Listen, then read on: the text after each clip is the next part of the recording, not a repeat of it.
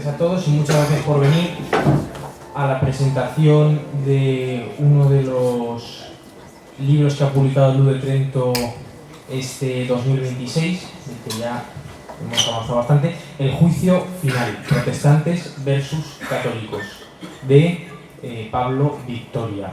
Hoy nos acompañan la mujer de Pablo Victoria, Cristina Grueso, que fue quien nos propuso en un encuentro que tuvimos en una boda. Ahí nos conocimos y ese mismo día nos dijo que tenía un libro que quería que publicase Luz de Trento, y pues pocos meses después aquí tenemos el libro que todos pueden hacerse con él en la salida.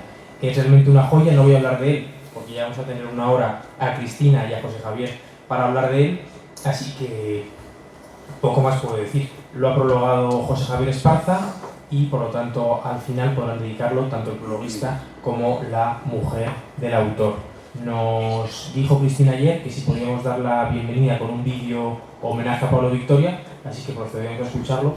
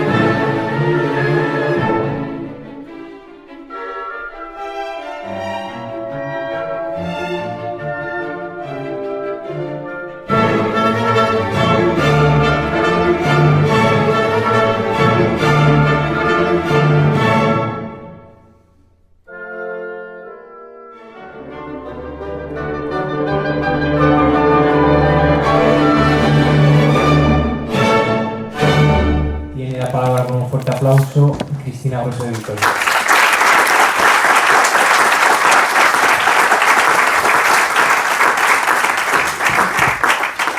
Bueno, primero que todo, gracias por estar aquí, por acompañarnos en una noche tan especial. Gracias al CEU que nos ha facilitado estas magníficas instalaciones. Gracias, querido amigo, porque has sido un amigo, así lo reconocía Pablo para ti, José Javier Esparza, por su presencia hoy aquí, por acompañarnos y por ese prólogo maravilloso que ha hecho para este libro. Gracias a Asís, Oriol, los jóvenes que luchan por España, que luchan por nuestra iglesia y que permiten publicaciones como este libro y actos como el que hoy tenemos. Gracias por estar todos aquí. Destaco la presencia de uno de mis hijos, Julián, que desde muy niño vivió todo esto que yo voy a contar. Y es que esto tuvo un inicio. José Javier decía que efectivamente ese conflicto durante siglos, protestantes, católicos, masonería, ¿no?, combatiendo contra España, la España católica, la única que terminó defendiendo la fe. Ese conflicto no ha terminado.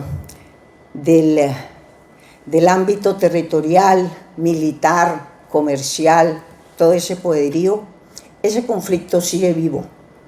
Y sigue vivo en el tema de la religión y de la cultura. Continúa ese conflicto.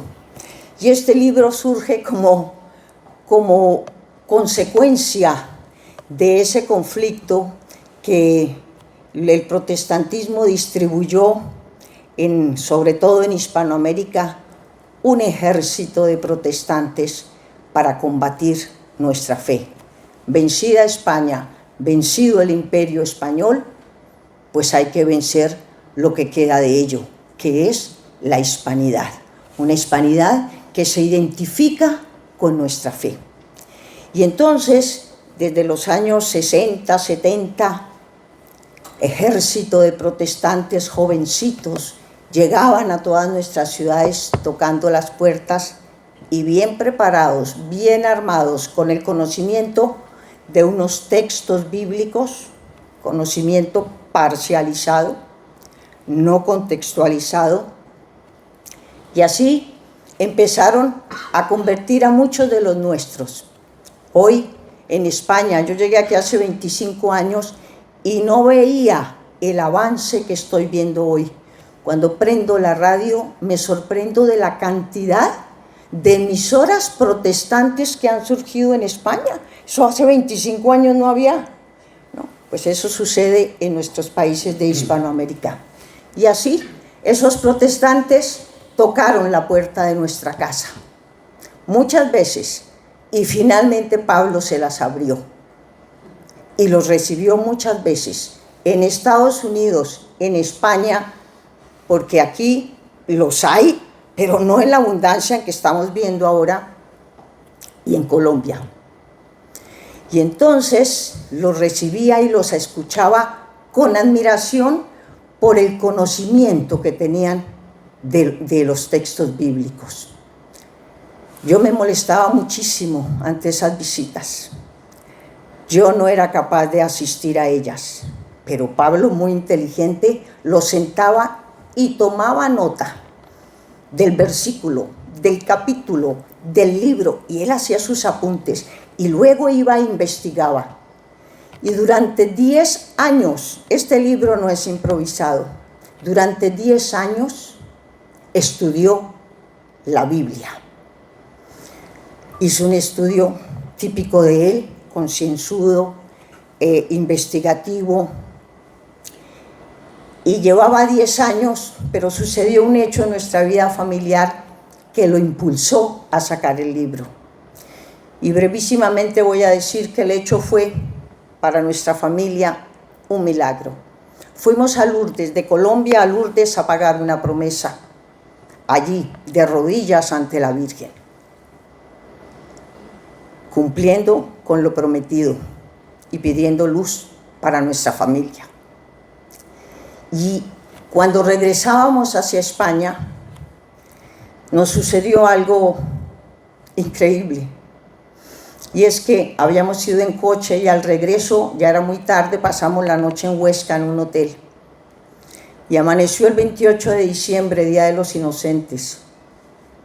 Y cuando ya regresábamos hacia Peñíscola, donde teníamos una casa, donde veníamos de Colombia allí a pasar o diciembre o en el verano, pues sucedió algo increíble.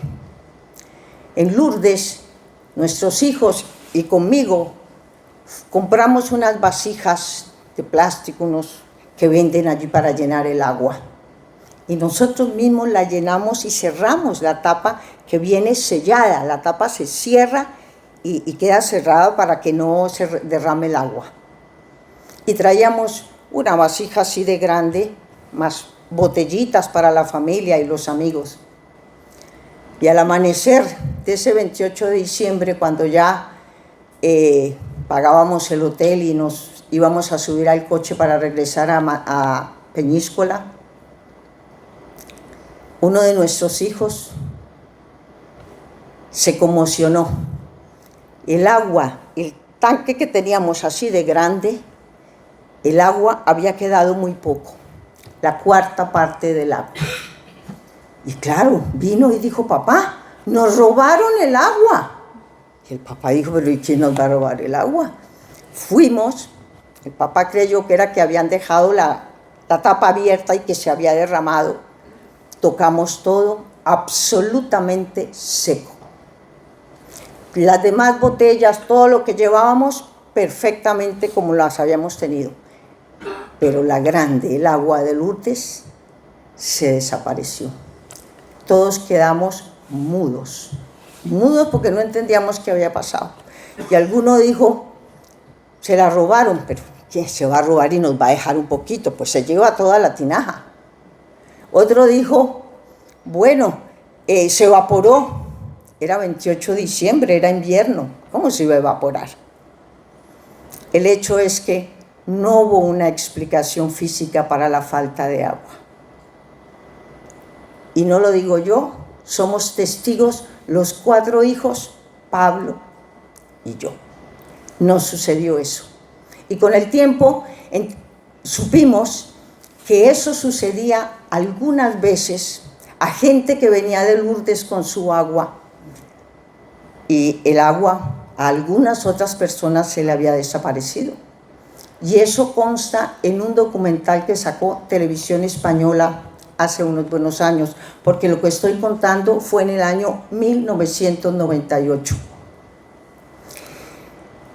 Y entonces, pues para nosotros fue una evidencia de que la Virgen había estado con nosotros, o agradecida porque cumplíamos la promesa, o derramando bendiciones sobre nosotros, pero eso sucedió.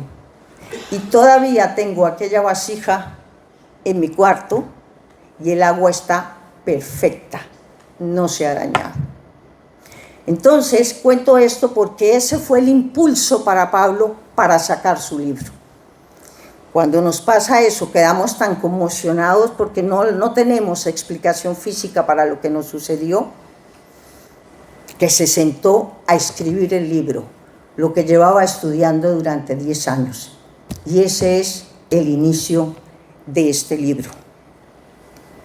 Como un buen libro, todo empieza con la introducción, y me pareció que era muy apropiada para hoy, para explicar de dónde sale este libro. Uno, por el avance protestante, convirtiendo a nuestra gente. Y dos, ¿qué lo impulsó finalmente? ¿Qué le dio ese empujón para sacarlo? Bien, vamos a la segunda parte, el nudo, el drama. Y claro, el primer tema que se puede tocar, tocaremos brevemente algunos temas porque no nos da el tiempo. Uno de los temas fundamentales es la verdadera religión. Los protestantes reclaman la verdad revelada y se fundamentan solamente en la Biblia. Solo con eso es suficiente, pero un buen conocimiento de la Biblia. Contrario a los católicos, que aparte de la Biblia tenemos las tradiciones. Y otro tema importante, el protestantismo se rebela contra la autoridad y de allí surgen cantidad de opiniones, de interpretaciones, y se convierte entonces la religión de los protestantes como una torre de Babel. Cuando Pablo escribe el libro en 1998, no he querido modificar los datos, los tomo de allí. Solo en Colombia había 1.200 sectas registradas. Metodistas, 20. Bautistas, 22. Presbiterianos, 10. Maronitas, 13. Luteranos, 18. Una verdadera torre de Babel. La estrategia de los protestantes, utilizar la Biblia y atacar a los católicos. Esa es su estrategia. Y el método que usan ellos, la literalidad de la palabra de Dios y el reduccionismo. Utilizan un versículo de la Biblia de San Pablo. En vano me honran enseñando como doctrinas, mandamientos de hombres. Mateo 15:69. Sin embargo, nosotros les podemos responder. San Pablo nos dice, manteneos firmes y conservad la tradición que habéis recibido de vuestros mayores. Tesalonicenses 2:15. Con las investigaciones que hizo Pablo podemos afirmar que el protestantismo es hijo del liberalismo del siglo XVI y de las logias masónicas, porque hay un nexo estrecho entre ambas vertientes.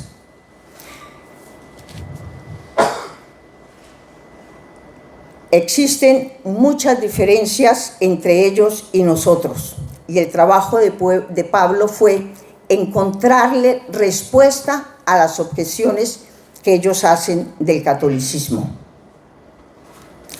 Por ejemplo, ellos desconocen la jerarquía interpretativa. Lógico, es la rebelión del hombre contra Dios. La autoridad. Los protestantes reclaman el juicio individual. Por aquí está mi amigo José Ignacio. El juicio individual, y desconocen el principio de la autoridad. Sin embargo, Pedro dice en la segunda carta de Pedro 1, ninguna profecía de la Biblia es de interpretación privada. Nuestro método, el católico, es un método mixto, flexible, hace concordar textos similares, busca las tradiciones orales y los libros que se escribieron en épocas cercanas a esos tiempos, y un elemento básico, el sentido común. Origen de nuestra iglesia, 2000 años la avalan. Y es Jesús el que confiere el poder a los apóstoles para que enseñen y organicen la iglesia.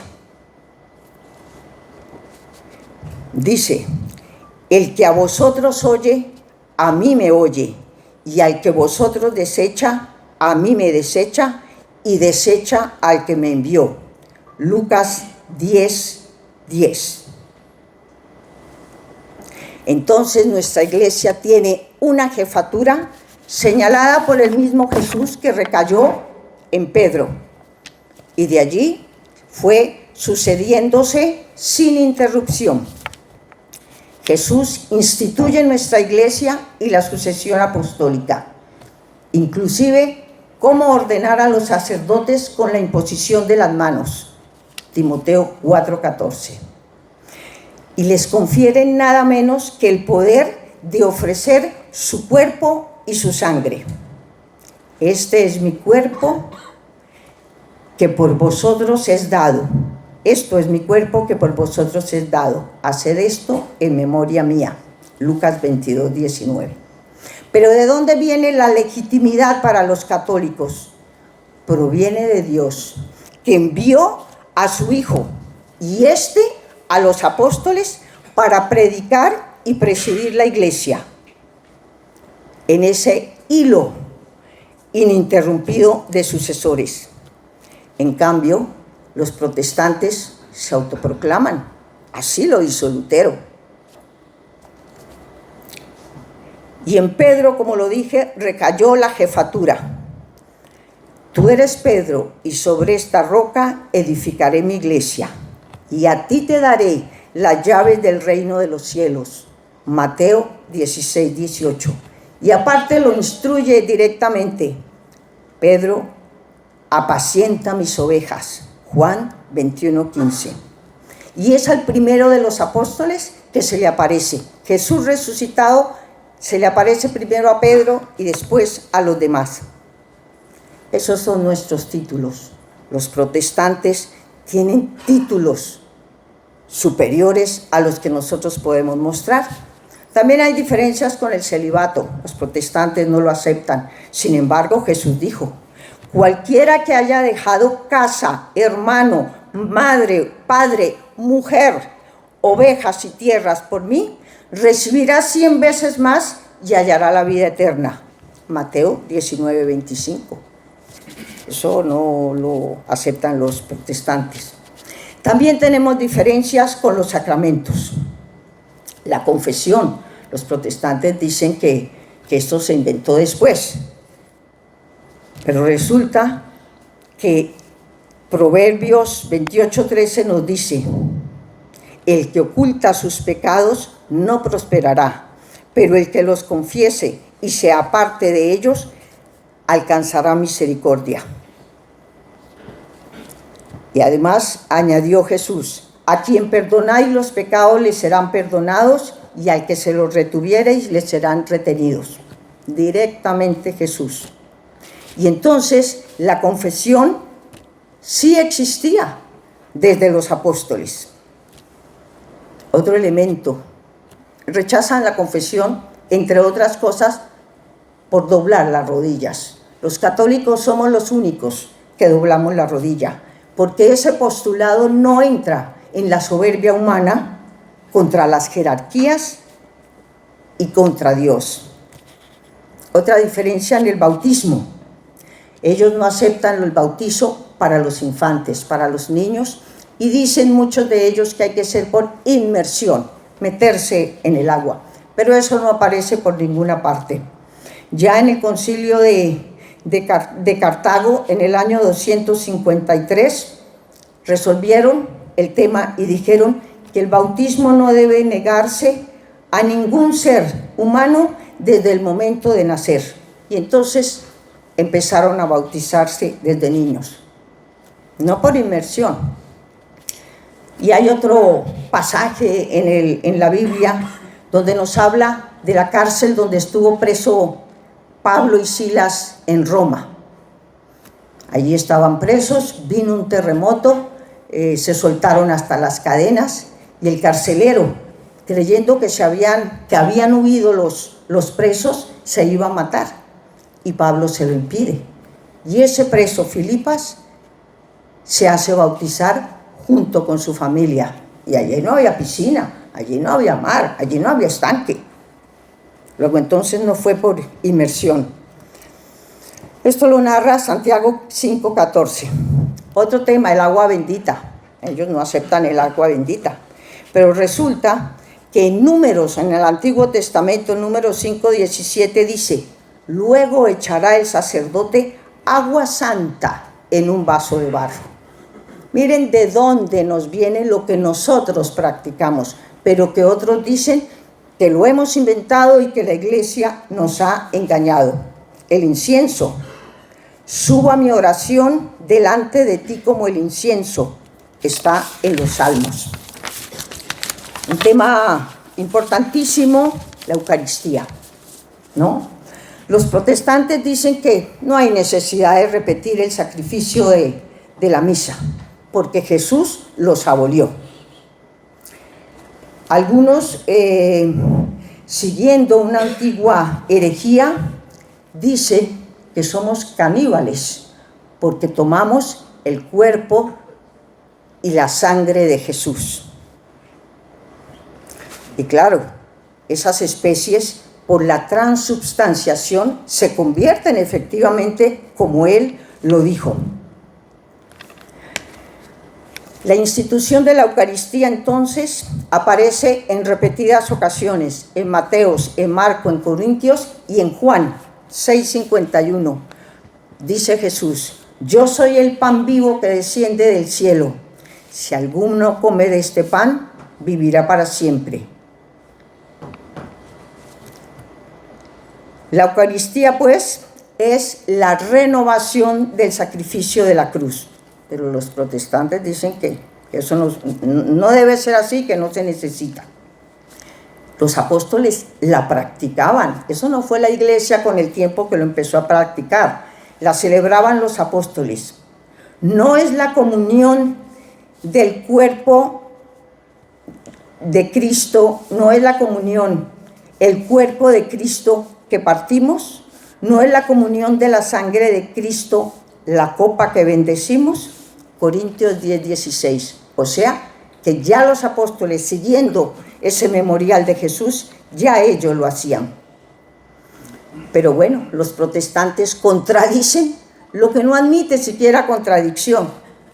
Es su metodología.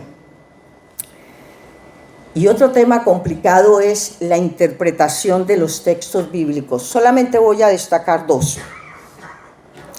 Uno es un caballito de batalla de los protestantes contra nosotros, y así tocaron nuestra puerta. ¿Tuvo Jesús hermanos? A ustedes los engañaron, porque Jesús sí tuvo hermanos. Y claro, es un tema importantísimo porque ataca la virginidad de María. Y entonces encontramos el pasaje que dice: tu madre y tus hermanos están fuera y desean hablarte. Jesús les responde: ¿quiénes son mi madre y mis hermanos? El que hace la voluntad de mi Padre que está en los cielos, ese es mi hermano y mi madre. Mateo 12:46. Y resulta que en arameo, el idioma de Jesús, no tenía la palabra que diferenciaba hermano, de primo, de pariente. No tenía esa riqueza de vocabulario. Y se transmite en el griego, cuando se vierte al griego, se usa la palabra adelphoi. Y esa plurivalencia que se usa en arameo y en griego para determinar esa relación, se evidencia en Génesis 13:8, que nos dice, Génesis, Lot era sobrino de Abraham, y Abraham en este pasaje le dice, no haya altercado entre nosotros porque somos hermanos. Pero los protestantes dicen que la iglesia nos engañó porque de ese primer pasaje que leí, Jesús tenía hermanos. Pero la prueba son muchas, no puedo detenerme en todas, están en el libro. Pero quiero destacar una prueba definitiva cuando Jesús está en la cruz y le dice, madre, he aquí a tu hijo, hijo, he aquí a tu madre. Y dice el texto, y desde entonces el discípulo la acogió en su casa. ¿Dónde estaban los hermanos? ¿No aparecieron? Pues será que no los tenía. Pero tema recurrente en los protestantes. Y otro tema, las imágenes. Ellos dicen que nosotros adoramos las imágenes y que eso va contra los textos bíblicos. Y se pegan de esto que dice, no tendrás dioses ajenos delante de mí, no harás imagen de ninguna semejanza de lo que hay en el cielo, en la tierra o en el agua. No te inclinarás ni las honrarás. Éxodo 23. Y eso les da a ellos para criticarnos por las imágenes. Pero la palabra clave es dioses ajenos delante de mí. Esa es la palabra que es clave.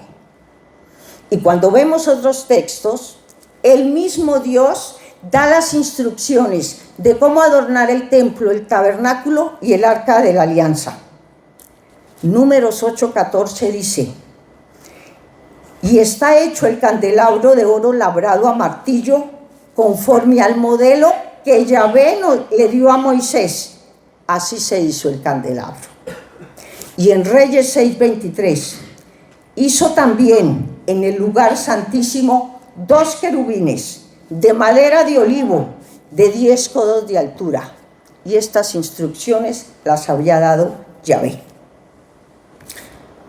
Lo que Yahvé no quiere es la idolatría, porque los egipcios, los sirios, los babilónicos, pues adoraban pájaros, serpientes, toros, animales con cabezas humanas, monstruos. Eso es lo que no quiere. Nosotros no adoramos las imágenes, para nosotros es una veneración, que es una manifestación de respeto y de intermediación. Y de ahí se deriva otro punto, el arte pictórico cristiano, que descansa en la revelación misma, en la propia encarnación de Jesús, que tomó forma de ser humano creado a imagen y semejanza de Dios. Puede entenderse entonces que la provisión en el Antiguo Testamento era porque Dios no había sido revelado, pero una vez que vino entre nosotros podía ser representado. Pero San Pablo añade, por supuesto, esto no lo citan los protestantes. Ellos se pegan de uno, se lo aprenden de memoria y con eso vienen a hablarnos y a conquistarnos. Dice San Pablo, Romanos 8:29, porque a los que de antemano distinguió, los predestinó a reproducir la imagen de su Hijo. O sea, que sí tenemos autorización para hacer las imágenes. Algunos no creen siquiera que el Espíritu Santo es una persona, como sí lo creemos nosotros, que para nosotros Dios no es una energía, no es un etéreo, es Dios persona, en tres, pero no lo reconocen. Sin embargo, el Espíritu Santo se reveló, dicen las Escrituras, como paloma, y como lenguas de fuego, todos lo sabemos. Y claro, todas esas imágenes son iconos o figuras que representan la invisible realidad. Jesús dijo que no venía a abolir la ley, pero sí dijo que no estuviera sujeta a lo escrito literalmente, que es el método de los protestantes. Y San Pablo en Romanos 7:6 dice: ahora estáis libres de la ley a la que estaba sujeto. Entonces, hay mucho que decir de todos esos textos con los cuales los protestantes nos humillan porque parecemos ignorantes al lado de ellos. Y fuera de eso, pues nos embrutecen, cogiendo un texto, perdiendo la comparación o el sentido del párrafo o el contexto. Entonces podemos decir que así como los jeroglíficos, ya lo dije, los egipcios, los babilonios adoraban y representaban estas imágenes, porque tenían los egipcios los jeroglíficos, que son símbolos que expresan ideas. Hay gente que puede leer los jeroglíficos y cuenta la historia que está ahí, las ideas que transmiten. Asimismo, el alfabeto latino, menos pictórico que los jeroglíficos, pero que es similar. Son símbolos que expresan las ideas concretas o abstractas, las palabras contenidas en la Biblia mediante una simbología alfabética, porque esas son nuestras letras, símbolos. Y cuando las juntas, puedes leer. Luego entonces, es un lenguaje como lo es la pintura y la escultura. La mayoría de la gente no sabía leer y entonces se utilizaban esos lenguajes para enseñar. Los protestantes, pues, reverencian la palabra escrita, no lo que se esculpe o lo que se pinta, pero sí la palabra escrita, y la ablanden y llaman al Espíritu Santo y hacen unos espectáculos porque reconocen el valor, pero reconocen la palabra escrita. Ese lenguaje, no otro, nosotros sí. Y entramos a un tema difícil, la existencia del alma. Algunos, como los testigos de Jehová, no creen que existe el alma. Dicen que esto es un pensamiento griego trabajado por Platón y que la esperanza de la resurrección es un tema hebreo. Sin embargo, en la Biblia encontramos la palabra nefesh, que significa alma, y ruach, que significa espíritu. Y Eclesiastés nos dice: hizo todas las cosas buenas a su tiempo y hasta la eternidad puso en su corazón. Y de ahí nos vienen esos deseos de inmortalidad, porque Dios nos lo puso en el corazón. Y hay algunos pasajes que revelan que después de la muerte pasa algo. En Reyes, por ejemplo, encontramos que el profeta Elías resucitó a un niño devolviéndole el alma. Y en Juan 8:50 se le aparece a Abraham, que se regocija de ver su día, llora y se aleja, dice San Juan. Pero si estaba muerto, ¿cuántos siglos, miles de años estaba la distancia entre Abraham y San Juan? Y si estaba muerto, ¿cómo se le iba a aparecer? Y en Apocalipsis también hay un pasaje: cuando abrí el quinto sello, vi debajo del altar las almas de los degollados a causa de la palabra de Dios y el testimonio que mantuvieron. Y los apóstoles así lo creían. Dice en Hechos de los Apóstoles: y hasta mi carne reposará en la esperanza de que no abandonarás mi alma en el Hades. Y Jesús directamente lo dijo: no temáis a los que matan el cuerpo, temed a los que después de matar tienen poder para echar en el infierno. Y San Pablo remata, que todo tu ser, el espíritu, el alma y el cuerpo se conserven sin mancha hasta la venida de nuestro Señor Jesucristo. Tesalonicenses 5:23. Leo los versículos para que ustedes vean el estudio que hay detrás. No son opiniones, no estoy inventando. Está aplicado el método como lo hacen los protestantes. Los argumentos solo en la Biblia, pues les respondemos con los mismos argumentos, pero no lo que ellos nos usan, los que los complementan y que ellos prefieren olvidar. Y pasamos a otro tema, la recompensa de la vida. Los católicos creemos en el purgatorio, en el cielo y en la tierra. El purgatorio no aparece esa palabra en la Biblia, pero de sus enseñanzas se saca y lo toma la doctrina. La creencia en el purgatorio y en el alma de los muertos es una tradición de muy rancia estirpe mosaica. Y entonces se dice que las almas pueden ser liberadas a través de la oración y de los sacrificios. Y encontramos un pasaje que dice: es necesario que todos comparezcamos ante el tribunal de Dios para que cada uno reciba según lo que haya hecho mientras estaba en el cuerpo, sea bueno o sea malo. Corintios 5:9. Bueno, pues tendrá gozo, malo, pues tendrá dolor. Pero los protestantes dicen que la sangre de Cristo nos libra de todo pecado. Y entonces que no hay razón para que exista el purgatorio. Pero nos preguntamos, ¿habrá justicia cuando el malvado y el bueno van a recibir la misma compensación? Yo me rebelo, eso no puede ser. Igual pago para distinto producto. Basta con creer en Jesucristo.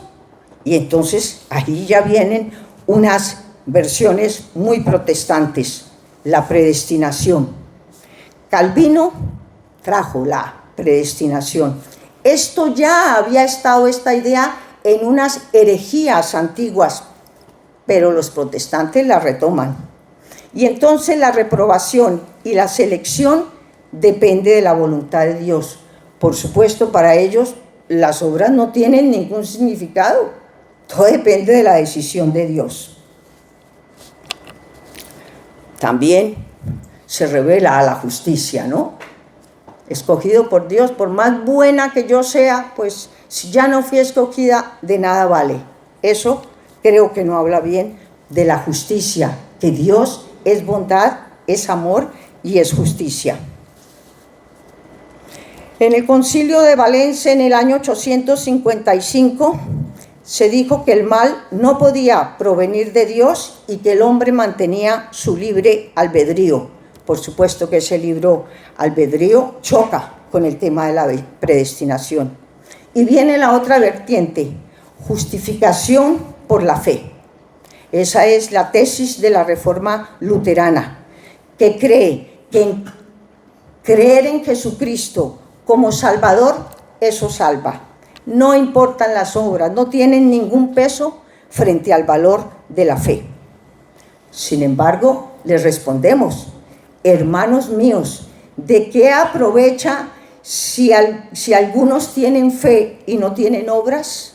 Santiago 2:14. Así como el cuerpo sin espíritu está muerto, también la fe sin obras está muerta. El mismo Santiago 2:26. Pero ¿cuáles son las obras que tenemos que hacer? Pues Jesús nos las deja claras, las bienaventuranzas, Mateo 25:34. Y pasamos a otro de los temas ya para ir terminando. ¿Jesús es Dios? Porque hay protestantes que no creen que Jesús era Dios. Nosotros los católicos creemos en la Trinidad y Jesús era Dios. Entre otros, Los testigos de Jehová, a los que Pablo estudió mucho, en Daniel 12:14 lo comparan con el arcángel San Miguel. Entonces dice que Jesús volvió aquí, vino a la tierra, pero que era el arcángel San Miguel. Nosotros, digo nosotros, porque es que en este tema de las Escrituras, en las batallas que dimos juntos con Pablo defendiendo nuestra iglesia ante los protestantes, pues fuimos y tuvimos que controvertirlos y combatir. Y entonces nosotros decimos, Miguel significa ¿quién contra Dios? Y Emmanuel significa Dios con nosotros. ¿Y cuál fue el nombre que le dio San Gabriel a María en la Asunción, en la Anunciación? Emmanuel. Luego entonces no era Miguel. Pero bueno, son distinciones que los protestantes no hacen. Y cuando Jesús le pregunta a los discípulos, ¿quién creéis que soy yo? El primero que contesta es Pedro. Tú eres el Cristo, el Hijo de Dios viviente. Mateo 11:15. Y luego también le preguntan que si les puede mostrar al Padre. Y él les dice, el que me ve a mí, ve al Padre. Y añadió Jesús, el Padre y yo somos uno. Y por eso casi lo apedrean los judíos, porque lo llamaron blasfemo, hombre que se hacía Dios. Pero Jesús también dijo, no tentarás al Señor tu Dios. Se reconoce como Dios. Mateo 4:7. Y vemos entonces que al ignorar y al interpretar los textos, no lo voy a decir aquí, pero lo veíamos con Pablo, ponen comas donde no van. Que si la palabra Dios no iba en mayúscula, sino en minúscula, y que si el artículo que le precedía era él con mayúscula, hacen unas disquisiciones gramaticales y sintácticas que de eso no se ocuparon los discípulos. Ellos dijeron lo que tenían que decir, pero bueno, por cambiar el sentido, esto lo hacen así. En el tema de la mediación igual, los protestantes solo creen en la mediación de Jesucristo y no aceptan nada más. Nosotros creemos en la intercesión de María y de los santos. Y en cuanto a las oraciones repetitivas, ese es otro caballito de batalla. Que nosotros que rezamos el rosario y que repetimos el credo y el gloria y todas las oraciones, que eso va contra el mandato bíblico. Y entonces, ¿qué mejor ejemplo de los salmos, que son oraciones repetitivas? ¿Y quién las utilizó? Jesús, cuando dijo, la piedra que el arquitecto rechazaron es hoy la piedra angular. Pero estando en la cruz, repetía los salmos. Dios mío, ¿por qué me habéis abandonado? Esto es un verso del Salmo. Y cuando terminó diciendo, en tus manos encomiendo mi espíritu. Otro salmo. Qué mejor ejemplo para nosotros. Claro que podemos decir oraciones repetitivas. Y entramos al tema final, un tema que esbozó mi querido amigo José Javier, que es el origen del protestantismo. Lutero, cuando clavó las 95 tesis en la iglesia de Wittenberg en 1517, no era la primera insurrección ideológica contra la iglesia. En el concilio de Orange, en el 529, ya se había discutido la predestinación. Y frente a lo digo como católica, las barbaridades de Lutero, se reunió el Concilio de Trento en 1547 y también las dirimió. Entonces encontramos aquí un tema complicado, y es que el origen en la creación y el vínculo entre la masonería y el protestantismo. En algunos autores que han estudiado mucho la masonería lo atribuyen a sirios, a Babilonia, a Egipto, y Pablo en sus investigaciones encuentra algo muy curioso, y es que Herodes Agripa, en el año 43, viendo el avance del cristianismo, decidió formar una secta, la llamaba la Fuerza Misteriosa, y la organizaba uno de sus consejeros, Hiram Abiud, y utilizaban símbolos. Desde entonces, año 43, el compás, la escuadra, el martillo, y tenían simbología de los 3 golpes que utiliza la masonería cuando hacen sus ritos, y de los 33 grados, que ellos dicen que por los años de Cristo, pero ya entonces, desde entonces, esto entre sus investigaciones se encontró el libro The Dissipation of the Darkness, el origen de la masonería, de Lawrence G.S., un inglés.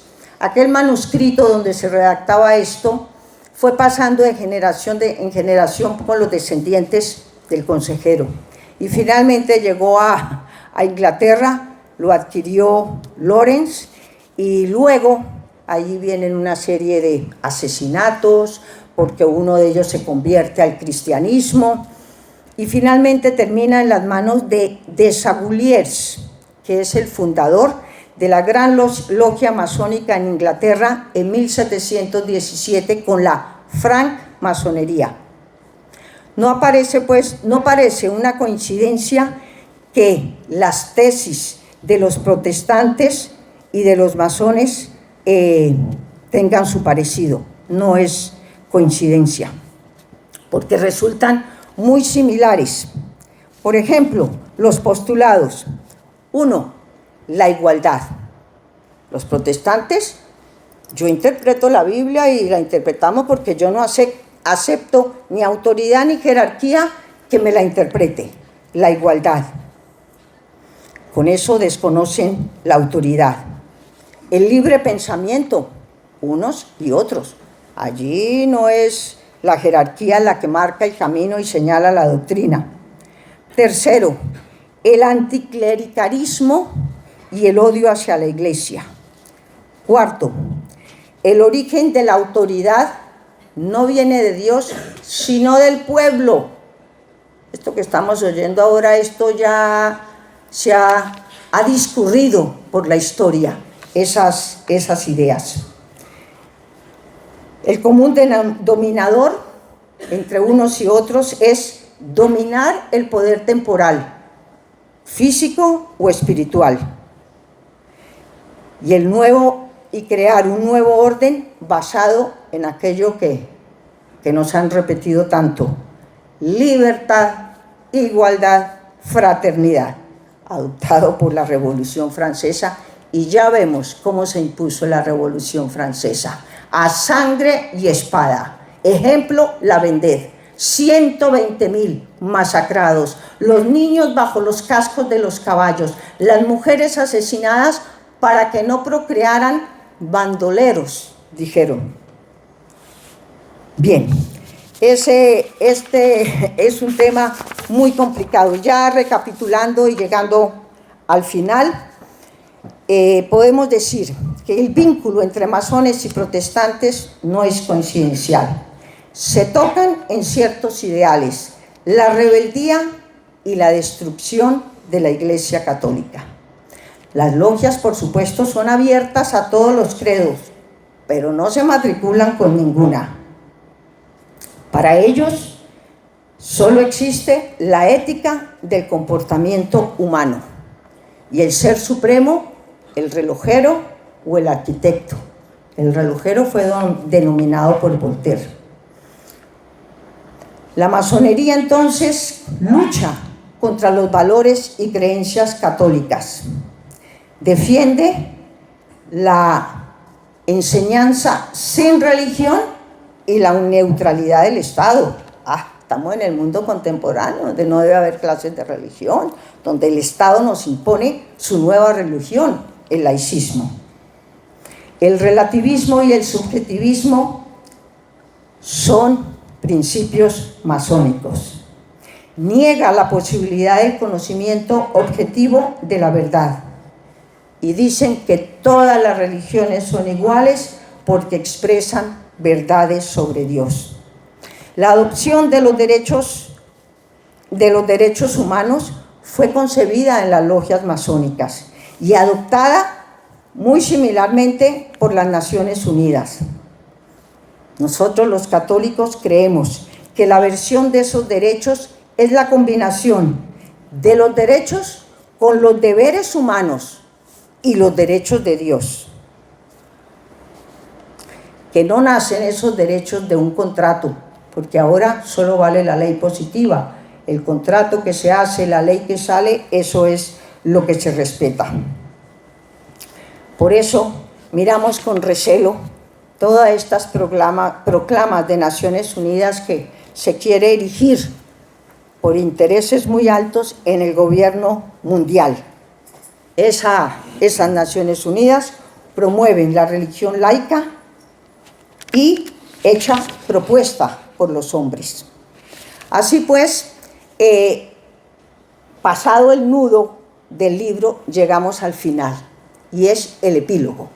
Y el epílogo es muy interesante porque cuando Pablo escribe el libro tiene dos objetivos muy claros. Uno, fortalecer nuestra fe con la herramienta que nos da, conocimiento de los textos bíblicos. Y el otro, abrir la puerta para que aquellos que se fueron pudieran volver un día a la iglesia conociendo de verdad el contexto de la palabra de Dios. Y entonces nos prepara esta herramienta que es pura apologética, que antes se enseñaba. A mí de niña ya no me alcanzó a tocar, pero Pablo contaba que siempre se enseñó y la iglesia enseñaba y era una materia, la apologética, para conocer en los textos bíblicos.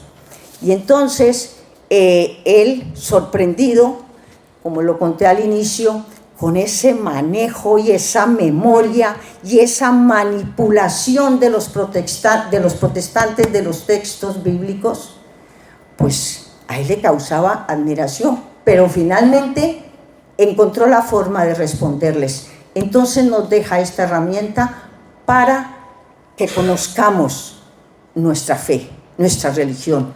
No solo nos remitamos a que como tenemos fe, bueno, ya lo sabemos todo. No, hay que conocerlos para poderles contestar en su propio escenario, con su propio lenguaje y con su propio método. Porque lo que hace Pablo aquí es dar los argumentos en los mismos textos bíblicos que son a los únicos que se remiten los protestantes. Ese es un valor muy grande, responderles. Dos, encontrar esas objeciones, esas diferencias que ellos marcan con nosotros porque se sienten dueños de la verdad revelada y demostrarles que no es así. Y termino diciendo que el epílogo es muy bonito, así como nació de un milagro para nosotros, el epílogo es muy bonito, porque uno de esos testigos de Jehová que pretendía adoctrinar a Pablo y enseñarle, ese era uno como cardenal de los testigos de Jehová que tienen su sede en Nueva York, y este era de la cúpula, un finlandés casado con colombiana y vivían en Bogotá. Buena gente, amables, queridos, pero claro, nos separaba la fe en la amistad. Y entonces, durante varios años, el testigo golpeaba la puerta y trataba de convencer. Pero Pablo, inteligente como ninguno, los recibía, tomaba nota, investigaba, contrastaba y fue amoblando su cabeza con el conocimiento y finalmente sale el libro. Dejamos de vernos con unos años con esta pareja porque ella era una alta ejecutiva de Mafre, había estado en Colombia como directora, la mandaron aquí, luego a otro país, perdimos el contacto. Y pasados unos años, el testigo de Jehová vino a buscar a Pablo y a él le habían quedado algunas inquietudes de las largas charlas en torno a un café, José Javier, muchos cafés, le había quedado sonando cosas. Y cuando volvemos a verlos, qué sorpresa. Tenían una hija, no tenían hijos porque como el mundo se iba a acabar, entonces yo con mis niños disfrutándolos y esta pareja sin hijos, porque no, el mundo se va a acabar y ¿para qué traemos hijos? Tenían una niña, hizo la primera comunión y cuando me muestran la foto se me salieron las lágrimas porque era una prueba de que sí se habían hecho católicos. Y entonces, con el libro de Pablo, que lo convenció del engaño de que había sido palabras textuales de él. Esto sí que me engañaron. Y entonces se devoró el libro, armó un portal. Estoy hablando del año 99, 2000, pues nosotros vinimos en el 2001, por ahí. Armó un portal en internet, que eso no estaba tan desarrollado como ahora. Y por ese portal empezó a catequizar, a evangelizar su nueva fe, la cristiana, la católica. Y según nos dijo él, más de 150.000 testigos de Jehová, dirigidos por él, que había estado en la cúpula, que conocía muy bien el percal, logró rescatar a muchas de esas almas. Yo creo que ese es el mejor epílogo, una prueba cierta, eficaz, de cómo, si conocemos nuestra fe y dominamos la Biblia, podemos primero fortalecer nuestra fe, practicar nuestras tradiciones con más certeza, porque no son productos ni de supersticiones ni de 1 o 2 siglos atrás. Esto viene de muy antiguo y ahí está contenido en la Biblia. Fortalecería nuestra fe, nos daría herramientas para defenderla y confrontar a todo este ejército que con mucho pesar veo hoy está llegando a España también. Los animo a aprender esto. Y cierro leyendo la dedicatoria que hace Pablo. Pablo, para los que no lo saben, dejó 28 libros de historia, de economía, de hispanidad, de política, de filosofía, y dejó este de religión. Entre sus libros está uno de religión. Y a todos los libros les ponía su dedicatoria. Normalmente nos mencionaba a la familia. Pero quiero destacar esta, porque para mí, de los 28 libros, este es el más importante. Porque esto le dio la fe a mis hijos. Y ellos hoy la transmiten a mis nietos. Hemos sembrado bien. Y entonces Pablo, al dedicar el libro, dice: a mis hijos, Pablo, Felipe, Manuel y Julián, para que crezcan en la fe. Hoy mis nietos crecen en la misma fe. A Cristina, esposa y compañera de todas las horas, para que sepa por qué tenía razón. Stats, crux, dum, volpitur orbis. La cruz permanece firme mientras el mundo da vueltas. Muchas gracias.